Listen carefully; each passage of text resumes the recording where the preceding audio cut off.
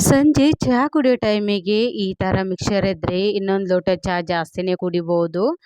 ಸಿಂಪಲ್ಲಾಗಿ ಮನೆಯಲ್ಲಿ ಮಿಕ್ಸರ್ ಮಾಡ್ಕೊಳ್ಳೋದು ಹೇಗೆ ಅಂತ ನೋಡ್ಕೊಂಡು ಬರೋಣ. ಮೊದಲಿಗೆ ನಾನು ಇಲ್ಲಿ ಒಂದು 2 ಕಪ್ ಕಡಲೆ ಹಿಟ್ಟನ್ನು ತೊಗೊಂಡಿದ್ದೀನಿ. ಅದಕ್ಕೆ ಸ್ವಲ್ಪ ಜೀರಿಗೆನ ಅರ್ಧ ಹಾಕ್ಕೊಂಡಿದ್ದೀನಿ. ಹಾಗೆಯೇ ಅಜ್ವಾನನ ಕೈಯಿಂದನೇ ತಿಕ್ಕಿ ಚೆನ್ನಾಗಿ ತಿಕ್ಕಿ ಹಾಕ್ಕೊಳ್ಬೇಕು. ಫ್ಲೇವರ್ ಬರುವ ತನಕ ಸ್ವಲ್ಪ ತಿಕ್ಕಿ, ಅದಾದ ನಂತರ ರುಚಿಗೆ ತಕ್ಕಷ್ಟು ಉಪ್ಪನ್ನು ಹಾಕಿ ಸ್ವಲ್ಪನೇ ನೀರು ಹಾಕಿ ಒಂದು ಚಪಾತಿ ಹಿಟ್ಟು ಕಲಿಸ್ತೀವಲ್ವ ಆ ರೀತಿ ಕಲಿಸ್ಕೊಳ್ಳಿ ಮೊದಲಿಗೆ ಹಿಟ್ಟನ್ನು. ಸ್ವಲ್ಪ ಗಟ್ಟಿನೂ ಬೇಡ ಹಾಗೆಯೇ ತೆಳುವೂ ಬೇಡ, ಆ ರೀತಿ ಇರಲಿ. ಹಿಟ್ಟನ್ನು ಕಲಿಸ್ಕೊಂಡು ಒಂದು 5 ನಿಮಿಷ ಪಕ್ಕಕ್ಕೆ ಇಟ್ಕೊಂಡು ಈಗ ನಾವು ಇದಕ್ಕೆ ಏನೆಲ್ಲ ಬೇಕು ಅಂತ ಇಂಗ್ರೀಡಿಯೆಂಟ್ಸ್ ಹೇಳ್ತೇನೆ ನೋಡಿ. ಮೊದಲಿಗೆ ಒಂದು 2 ಕಪ್ ಶೇಂಗಾ ತೊಗೊಂಡಿದ್ದೇನೆ. ಹಾಗೆಯೇ ಕರಿಬೇವು ಕೂಡ 1 ಕಪ್ಪು, ಹಾಗೆಯೇ ಜಜ್ಜಿಟ್ಕೊಂಡಿರುವಂಥ ಬೆಳ್ಳುಳ್ಳಿನ ತೊಗೊಂಡಿದ್ದೇನೆ. ಪುಟಾಣಿ ಕೂಡ ಒಂದು ಕಪ್ ತೊಗೊಂಡಿದ್ದೀನಿ. ಒಂದು ಅಳತೆಗೆ ತಕ್ಕಷ್ಟು, ನಿಮಗೆ ಹೆಚ್ಚಿಗೆ ಬೇಕಾದರೆ ಹೆಚ್ಚಿಗೆ ತೊಗೊಳ್ಬೋದು ಅಥವಾ ಕಡಿಮೆ ಬೇಕಾದರೆ ಕಡಿಮೆ ತೊಗೊಳ್ಬೋದು. ಈಗ ಹಿಟ್ಟು ಕೂಡ ನೆಂದಾಗಿದೆ. ಇದಕ್ಕೆ ನಾನು ಚಿಕ್ಕದು ಅತಿ ಲಾಸ್ಟ್ ಸೈಜ್ ಇರುತ್ತಲ್ವ ಇದರದ್ದು ಮಿಕ್ಸರ್ ಅದನ್ನು ತೊಗೊಂಡಿದ್ದೇನೆ, ಸ್ಮಾಲ್ ಸೈಜ್ ಇದು. ನಿಮಗೆ ಸ್ವಲ್ಪ ದೊಡ್ಡದು ಬೇಕಾದರೆ ದೊಡ್ಡದು ಕೂಡ ತೊಗೊಳ್ಬೋದು. ನಾನಿಲ್ಲಿ ಚಿಕ್ಕದು ತೊಗೊಂಡಿದ್ದೇನೆ. ಚಿಕ್ಕದು ತೊಗೊಂಡು ಹಿಟ್ಟನ್ನು ಸ್ವಲ್ಪ ಅದಕ್ಕೆ ಎಣ್ಣೆ ಸವರ್ಕೊಳ್ಳಿ. ಮೊದಲಿಗೆ ಎಣ್ಣೆ ಸವರ್ಕೊಂಡು ಇದೇನು ಕಲಸಿಟ್ಕೊಂಡಿರ್ತೀವಲ್ವ ನಾವು ಹಿಟ್ಟನ್ನು, ಅದನ್ನು ಹಾಕಿ ಸ್ವಲ್ಪ ಚೆನ್ನಾಗಿ ಪ್ರೆಸ್ ಮಾಡಿ. ಮೊದಲೆಲ್ಲ ಹಾಕ್ಕೊಂಡು ಎಣ್ಣೆನ ಪಕ್ಕದಲ್ಲಿ ಕಾಯಿಸಿಟ್ಕೊಳ್ಬೇಕು.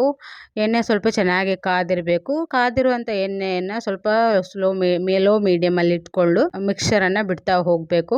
ಬಿಸಿ ಬಿಸಿ ಎಣ್ಣೆಯಲ್ಲಿ ಬಿಟ್ಟು ಒಂದು 5 ನಿಮಿಷ ಅಲ್ಲಾಡಿಸ್ಲಿಕ್ಕೆ ಹೋಗಬೇಡಿ. ಅದಾದ ನಂತರ ಸ್ವಲ್ಪ ಆಚೆ ಈಚೆ ಇದನ್ನು ಮಾಡಿ ಚೆನ್ನಾಗಿ ಹೊರಳಾಡಿಸಿ ಸ್ವಲ್ಪ ಕ್ರಿಸ್ಪ್ ಆಗೋ ತನಕನೂ ಬೇಯಿಸ್ಕೊಳ್ಳಿ. ಹಾಗೆಯೇ ಎಲ್ಲ ಸೈಜಿದು ಇದೇ ಥರ ಮಾಡಿಟ್ಕೊಳ್ಳಿ. ನಾನಿಲ್ಲಿ ಹೆಚ್ಚು ಕಮ್ಮಿ ಒಂದು 3 ಸಲ ಹಾಕಿದೆ ಒಂದೊಂದನ್ನೇ. ಹಿಟ್ಟು ಸ್ವಲ್ಪ ಇಲ್ಲಿ ನಂದು ಸ್ವಲ್ಪ ಗಟ್ಟಿ ಕೂಡ ಆಗಿತ್ತು. ಸ್ವಲ್ಪ ನೀವು ತೆಳು ಮಾಡ್ಕೊಳ್ಳಿ. ಗಟ್ಟಿಯಾಗಿ ಅದು ಪ್ರೆಸ್ ಮಾಡಲಿಕ್ಕೆ ಆಗ್ತಾ ಇರಲಿಲ್ಲ, ತಿರುಗಿಸ್ಲಿಕ್ಕೆ ಆಗ್ತಿರ್ಲಿಲ್ಲ, ಆ ಥರ ಆಗ್ತಿತ್ತು. ಸ್ವಲ್ಪ ಅದೇ ಇದರಲ್ಲಿ ಸ್ವಲ್ಪ ನೀರನ್ನು ಹಾಕಿ ಸ್ವಲ್ಪ ತೆಳುವಾಗಿ ಮಾಡಿಕೊಂಡ್ರೆ ಬೇಗ ಇದನ್ನು ಮಾಡ್ಬೋದು. ಇದರಲ್ಲಿ ಸ್ವಲ್ಪ ಗಟ್ಟಿಯಾಗಿರೋದ್ರಿಂದ ನನಗೆ ಸ್ವಲ್ಪ ಪ್ರೆಸ್ ಮಾಡಲಿಕ್ಕೆ ಕಷ್ಟನೇ ಆಯಿತು. ಅದನ್ನೆಲ್ಲ ಮಾಡಿಟ್ಕೊಂಡು ಈಗ ಶೇಂಗಾ ಇದಲ್ವ, ಶೇಂಗಾನ ಅದೇ ಬಿಸಿ ಎಣ್ಣೆಗೆ ಹಾಕಿ ಚೆನ್ನಾಗಿ ಫ್ರೈ ಮಾಡಿಕೊಂಡು ತೆಗೆದಿಟ್ಕೊಳ್ತಾ ಇದ್ದೇನೆ. ಹಾಗೆಯೇ ಪುಟಾಣಿ ಕೂಡ ಹಾಕ್ಕೊಂಡು ಅದನ್ನು ಕೂಡ ಚೆನ್ನಾಗಿ ಫ್ರೈ ಮಾಡಿಕೊಂಡು ಅದನ್ನು ಕೂಡ ತೆಗೆದಿಟ್ಕೊಳ್ತಾ ಇದ್ದೇನೆ. ಹಾಗೆಯೇ ಕರಿಬೇವು ಮತ್ತು ಬೆಳ್ಳುಳ್ಳಿ, ಜಜ್ಕೊಂಡಿರುವಂಥ ಬೆಳ್ಳುಳ್ಳಿನ ಹಾಕ್ಕೊಂಡು ಎರಡನ್ನೂ ಒಟ್ಟಿಗೆ ಚೆನ್ನಾಗಿ ಫ್ರೈ ಮಾಡಿ ಅದನ್ನು ಕೂಡ ತೆಗೆದಿಟ್ಕೊಂಡಿದ್ದೀನಿ. ಇವಾಗ ಸ್ವಲ್ಪ ಹಸ್ಬೆಂಡ್ ಕೂಡ ಹೆಲ್ಪ್ ಮಾಡ್ತಾ ಇದ್ದಾರೆ ನನಗೆ. ಹಾಗೆಯೇ ಪ್ರತಿಯೊಂದನ್ನು ಅದಕ್ಕೆ ಹಾಕಿ ಚೆನ್ನಾಗಿ ಮಿಕ್ಸ್ ಮಾಡಬೇಕು. ಈಗ ಏನು ಮಿಕ್ಸರ್ ಮಾಡಿ ಇಟ್ಕೊಂಡಿರ್ತೀವಲ್ಲ ಅದಕ್ಕೆ ಹಾಕಿ ಚೆನ್ನಾಗಿ ಅದನ್ನು ಮುರಿಯಿರಿ. ಅಂತೇಳಿದರೆ ಚಿಕ್ಕದಾಗಿ ಆಗಬೇಕದು. ಎಲ್ಲನೂ ಮುರ್ಕೊಂಡು ಅದೆಲ್ಲ ಬೆಳ್ಳುಳ್ಳಿದು ಫ್ಲೇವರು ಹಾಗೆಯೇ ಕರಿಬೇವಿದು ಚೆನ್ನಾಗಿ ಮಿಕ್ಸ್ ಮಾಡ್ಕೊಳ್ಳಿ. ಎಲ್ಲನೂ ಮಿಕ್ಸ್ ಮಾಡಿಕೊಂಡು ಲಾಸ್ಟಿಗೆ ಸ್ವಲ್ಪ ಅಚ್ಕಾರದ ಪುಡಿ ಉಂಟಲ್ವ, ಬೇಕಾದರೆ ಹಾಕ್ಕೊಳ್ಬೋದು, ಇಲ್ಲದಿದ್ದರೆ ಹಾಕ್ಕೊಳ್ದೇನೆ ಇರ್ಬೋದು. ನಾನಿಲ್ಲಿ ಸ್ವಲ್ಪ ಅಚ್ಕಾರದ ಪುಡಿಯನ್ನು ಹಾಕಿ ಸ್ವಲ್ಪ ಮಿಕ್ಸ್ ಮಾಡ್ಕೊಳ್ತಾ ಇದ್ದೇನೆ. ಯಾಕಂದರೆ ಸ್ವಲ್ಪ ತಿನ್ನುವಾಗ ಟೇಸ್ಟ್ ಅಂತ ಅನಿಸುತ್ತೆ. ಹಾಗೆಯೇ ಬಾಯಿಗೆ ಸ್ವಲ್ಪ ಖಾರವಾಗಿದ್ದರೆ ಇನ್ನೂ ಚೆನ್ನಾಗಿರುತ್ತೆ. ಚಹಾ ಜೊತೆ ಅಂತೂ ತಿನ್ನಲಿಕ್ಕೆ ತುಂಬಾ ಚೆನ್ನಾಗಿರುತ್ತೆ.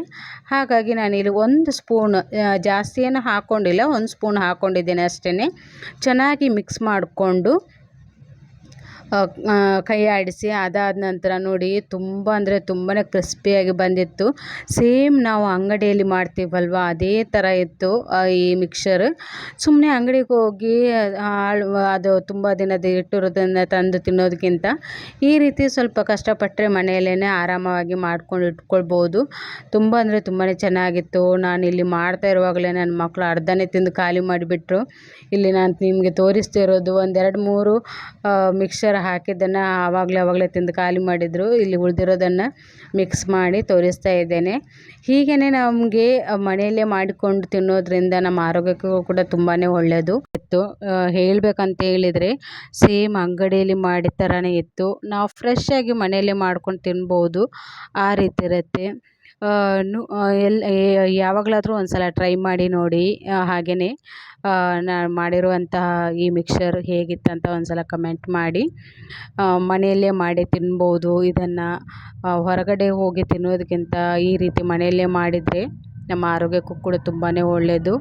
ಯಾವುದ್ಯಾವುದೋ ಎಣ್ಣೆಯಲ್ಲಿ ಹಾಳಾದ ಎಣ್ಣೆಯಲ್ಲಿ ಫ್ರೈ ಮಾಡಿರ್ತಾರೆ. ಈ ವಿಡಿಯೋ ನಿಮಗೆ ಇಷ್ಟ ಆದರೆ ಸ್ವಲ್ಪನಾದರೂ ಪ್ಲೀಸ್ ಒಂದು ಲೈಕ್ ಕೊಟ್ಟು ನಿಮ್ಮ ಫ್ಯಾಮಿಲಿ ಫ್ರೆಂಡ್ಸ್ಗೆಲ್ಲ ಶೇರ್ ಮಾಡಿ. Thank you.